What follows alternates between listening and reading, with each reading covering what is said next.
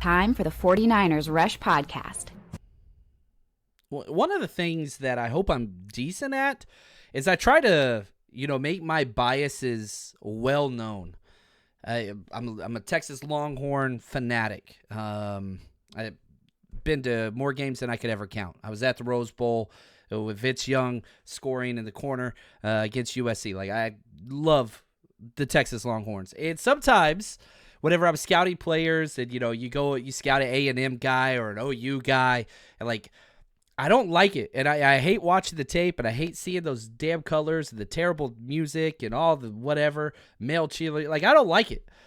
But every now and then there are a few players that kind of transcend that rivalry or those rivalries, and I just can't help myself. Today's player comes in number 40, tight end Brayden Willis from 0U. I love him. I love this dude. And again, there's several reasons why, and I want to disclose those. I hate this school with everything that I have. But when you watch all 22 silent tape, and if you guys have seen all the breakdowns I do on the 49ersrush.com and our Patreon page, I have my headphones in. I'm usually listening to music. But whenever I do those breakdowns, sometimes personality pops off the silent tape. And Brayden Willis, he might be the clearest representation of that.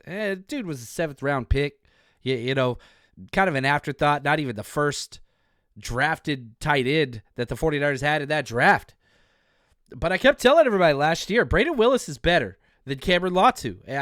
I had him ranked ahead of Cameron Latu in my pre-draft ranking. I'll read my pre-draft ranking of him later on.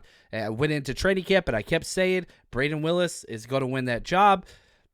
Went to training camp. It was obvious. Preseason, obvious. All the way to getting snaps in the Super Bowl. Now, maybe they weren't all good. Got a holding call. Definitely hurt.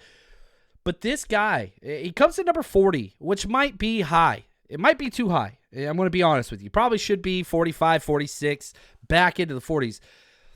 I love this dude. We ranked 1 through 91, every single player on this roster for this season's contribution. Now, caveat, we did those rankings before we signed Logan Thomas. I ranked Brayden Willis 32nd.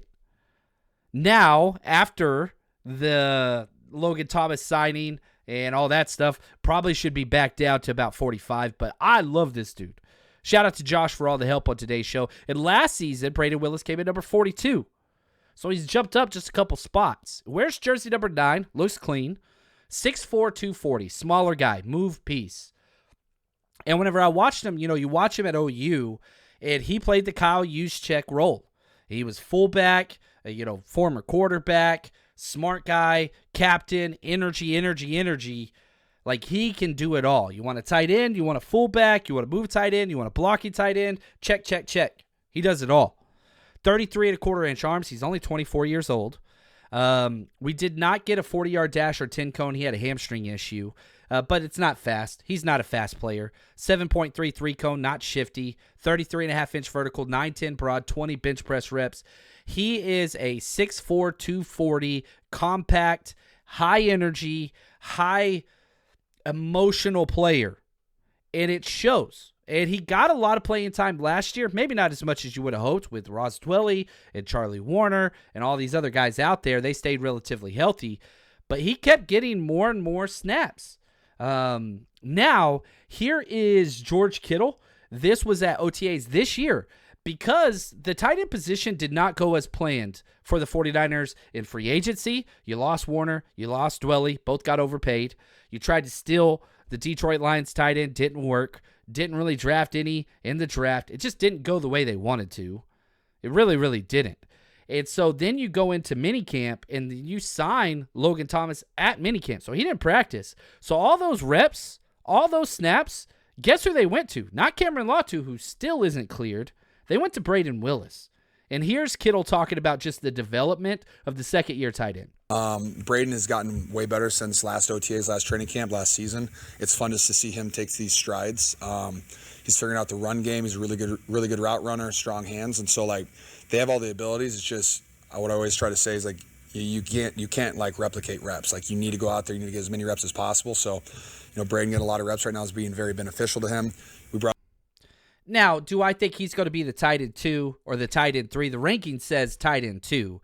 I think the signing of Logan Thomas bumps him down to that tight end 3 or 4. He's making this roster, and I think he might even be one of the more long-term players. I think they're going to be keeping him around for a while. And I actually, this might not be friendly to say, this is 100% conjecture on my part, but I think a big reason why the 49ers asked Kyle Juszczyk to take a pay cut this year was because if he didn't and went the way of Armstead, man, you just slide Brayden Willis right into that role.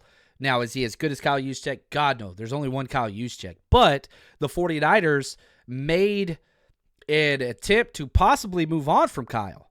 Well, who would have been that job? I think it would have been Brayden Willis.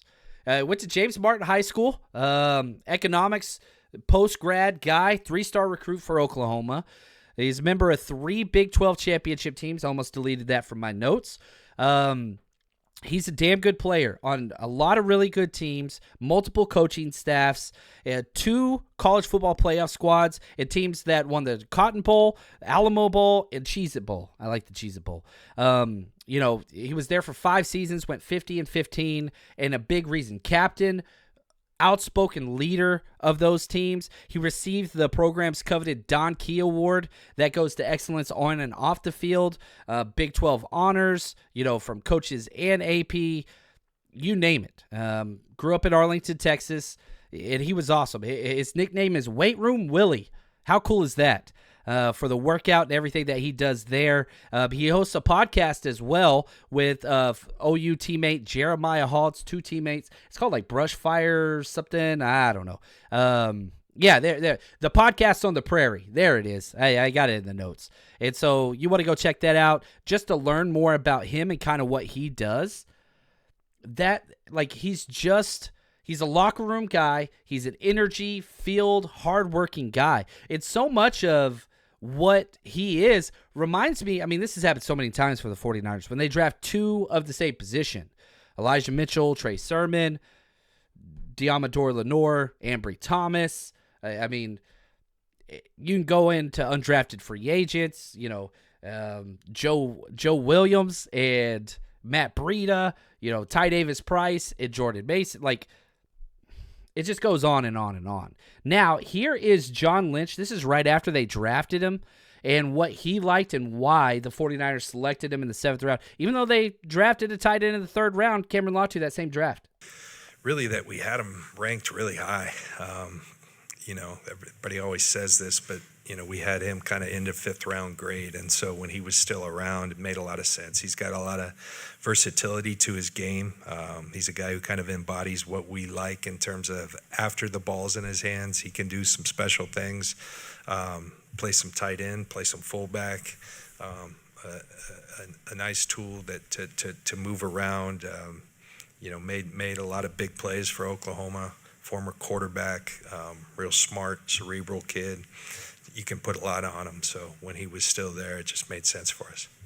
And again, I'm not sitting here saying Brayden Willis is Kyle Juszczyk, but if you took Brayden Willis's name out of that and you took Oklahoma's name out of that, and John Lynch said those same things, 100% every single thing would have applied to Kyle Juszczyk. Former quarterback, cerebral, team leader, versatile, fullback, tight end, pass catcher. Again, he's not Kyle Juszczyk. That's not what I'm saying. But the draft eval, pretty similar. He was a touchdown machine in college. Now, let's look at what he did last year. He got 149 snaps last year. Not a lot. 48 on offense, 101 on special teams. He was great on special teams. I think he'll continue to get a lot of those reps. And so you look at somebody like Logan Thomas. That dude's, I think he played 1 special team snap last year. Eric Sauber's going to play special teams. But, man, Cam Latu, I don't know. He's soft. He doesn't like contact. Maybe that changes. You talk about Brayden Willis, that dude dreams of contact. He dreams of blocking. He dreams of special teams. And it comes across on tape. Now, the PFF grades, not the best. 54.2 overall, bad. 48.7, bad. 69.6 pass blocking, good. 58.8 run blocking, not bad. 69.7 special teams, that's great. One of the top rated. I think it was top 6 on our special team scores for the year. Now, could be forced into a larger role this year, but you got to beat out Salbert or Logan Thomas, and I don't think that's going to happen early. But I do think the Niners are going to keep this dude on. I really, really do. Again, they drafted him 7th round last year, pick 30, almost towards the very end. Here was my draft write-up of him before the Niners drafted him. Lead blocking and blocking in space are good. Loves to block. Pancakes guys on the regular. Functional athleticism as a pass catcher. Versatility and special teams value. Acclimated to a vastly different role in the NFL passing game will be hard. Look at the passing score he got. Role-specific prospects. Some teams might see him as a fullback. And I think the Niners kind of see that as well. He signed a 4-year, $3.9 million rookie dollar deal. Earned $829,000 last year, so he's still got a ways to go there. Made appearances in 7 games. Now, let's look at the tight end depth chart. George Kittle's a lock. Usually the Niners keep 2 to 4, right? Tight ends. George Kittle, Eric Salbert, I think those are the locks. Logan Thomas, Brayden Willis would be that next tier. And then the final 3 guys, Cam Latu, Jake Tonjes, and Mason Pline. If Brayden Willis is healthy, he's making this roster. They gave this dude snaps in the Super Bowl, man. There's a level of trust. There's a level of, versatility and value in special teams. He just provides so much that it's like, okay, let's say you waive him. He's got tape. He's got tape out there. He's getting claimed. Cameron Latu, nobody's seen. Nobody's seen that dude. We'll see what happens. I mean, you're not going to put Cameron Latu on the PUP list again. At least I don't think so. Maybe they will. We'll see. But this tight end 2 spot, I think is huge. Now, and if you've got extra time, go to the 49ersrush.com, scroll down my player breakdowns, watch some Brayden Willis tape. It's good tape. We got OU tape. You can watch him in the different games that he's played in. He's not a bad. He belongs in the NFL. Now, is he a top-tier tight end or whatever? No, I don't think so. But this is somebody that could contribute and could be one of those glue guys on special teams. It could be the new Ross Dwelly. Could be perhaps the Charlie Warner of the future. But I think he needs one more year till he's at that point. Again, the 7th-round guy. But I like him, and I'm glad the Niners got him. And I'm telling you right now, he's making the 53-man roster, even though he went to OU. I'm not going to hold that against him, even though I do hold it against him. But I still love this kid. All right, that's going to do it for us on Brayden Willis. And for us, we'll just keep counting him down.